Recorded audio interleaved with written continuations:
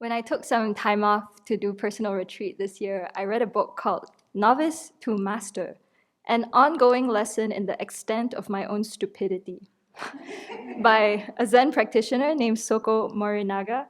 And one of the reviews by Reverend Joan Halifax says, I was laughing so hard I had tears in my eyes. Just eat it up like chocolate. And that really was my experience reading this little slim volume of kind of the insights of this Zen practitioner who ordained in the Zen tradition shortly after the Second World War. So the war interrupted his college education and he had to serve.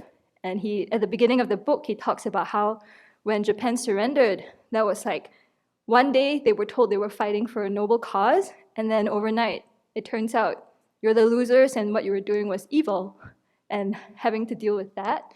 He also lost both his parents shortly after the war, I think. The government dispossessed their family of the land. So overnight, truly, he was an orphan with nothing. His siblings were all married off. And just by the amazing good karma, he says he didn't wind up killing himself or in a gang, but found himself training at a Zen monastery eventually. So this book is all about how he starts out with a very elderly master, and it's the tradition then to go to like a recognized monastery and you kneel outside for 3 days before they even let you through the front door. That doesn't even mean that you're accepted. So, and all the insights that he gained through that, but written in this very beautiful way. So today I wanted to just read a little excerpt that I've been thinking about a lot. And it's a section where he just describes what the daily life of the monastics is like and how they go on alms round. So here he mentions, Bai Zhang, who lived in ancient China from 720 to 814 CE, is given credit for establishing the standard for regulations followed in Zen temples. This master Bai Zhang continued working even after he had reached the ripe old age of 80. Sound familiar?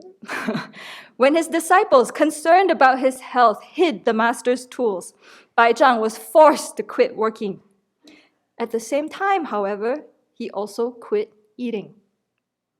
When his disciples begged him to take sustenance, he answered them with words that are now famous: a day without work, a day without food. Once when I told this story to a student, so this is Soko Morinaga's voice, he remarked, I see, those who don't work shouldn't eat, right? While the two statements, that of Bai Zhang and of the student, may appear to be superficially similar, they are in fact completely different. The difference between facing someone else and saying, those who don't work shouldn't eat, and saying of oneself, if I don't work, I don't eat, is the difference between heaven and earth. The former is the seed of aggression and dispute, while the latter is a precept rising from deep within oneself. This is three little paragraphs from this book, but I was like, that's deep. So I've been thinking a lot about this. I think the first time I heard a teaching like this, I think was at my full ordination, because you only learn the full precepts after you've received the ordination. And while the Vinaya masters are, trying to teach you how to keep the precepts really well and how they want to set a good example, at the same time they said again and again, you learn the precepts to train your mind. And they said, just because you've heard these teachings doesn't mean you go back to your monastery and you start a revolution.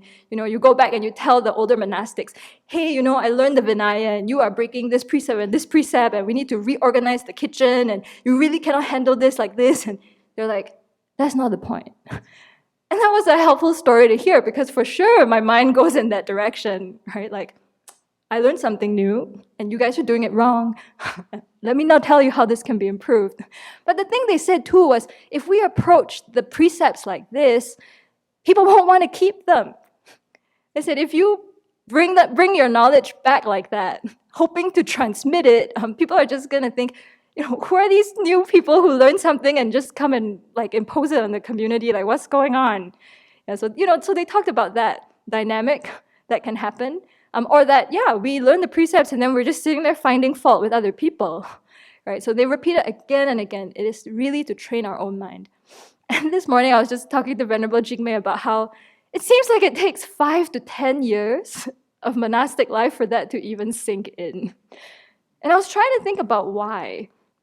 And I wonder too if it's because we have, Venerable Jigme's given a BBC about this many years ago, about how we sometimes bring the worldly view that we have about laws, regulations, right? Right and wrong, you'll be judged under the eyes of the law, right? And we bring that to the monastic code of discipline. Right? That's the best, Vinaya is hard to translate, right? It's a set of training rules that we take on voluntarily, right? You kneel outside the temple for 3 days and you say, please train me. This is the only way, please train me. So it's a voluntary process and it's not meant to go judge other people.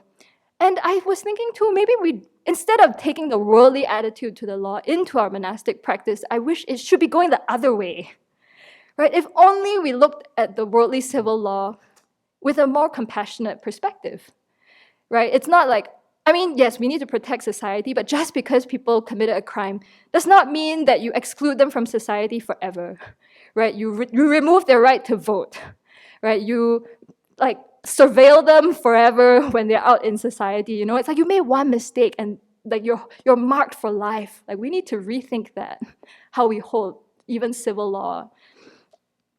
And two, if the civil law can be manipulated when it's not exercised fairly, when it's used to exclude huge groups of people, you commit a few offenses and we're going to deport you, we're going to detain you. It's a very painful situation. It hurts all of us. It's not what the exercise of ethics or the law is about.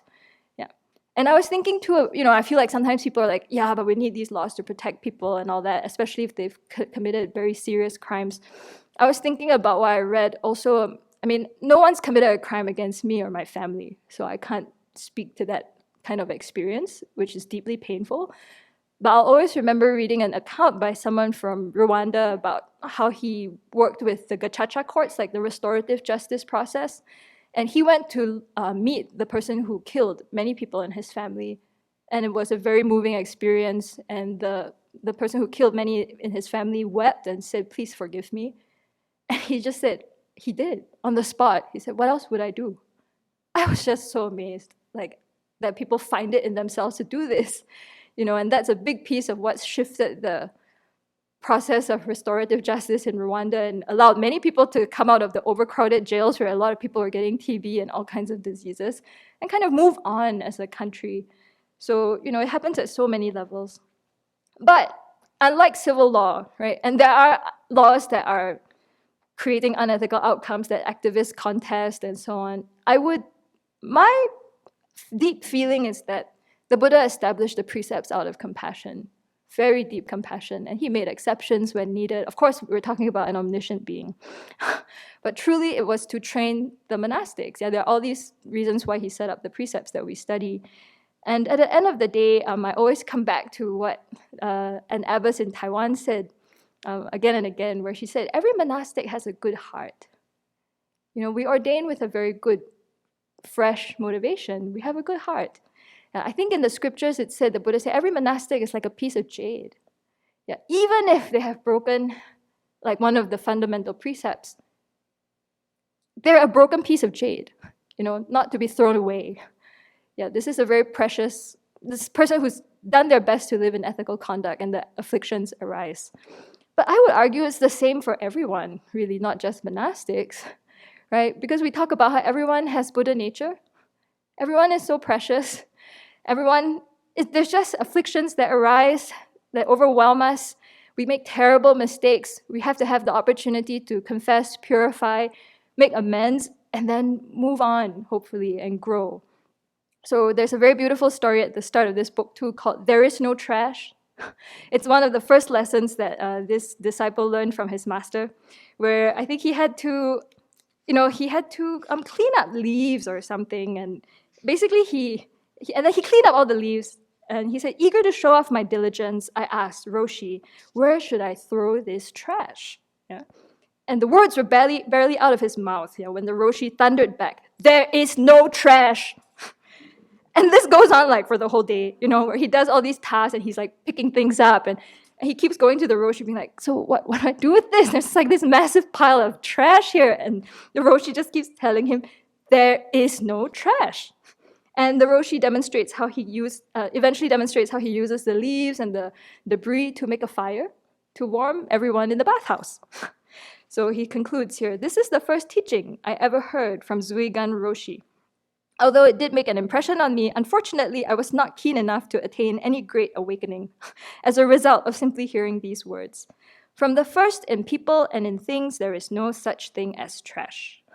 These words point to the fundamental truth of Buddhism, a truth I could not as yet conceive in those days. So for sure, I have trouble with that deep teaching too. Some days I look at myself and I think, piece of trash! But there is no trash. There really is no trash. And so today, as we confess and purify our precepts, let's bring that kind of mind. You know, our Buddha nature is unobscured. We make mistakes, we confess, we purify, we hold each other with love and compassion, and we learn and grow together.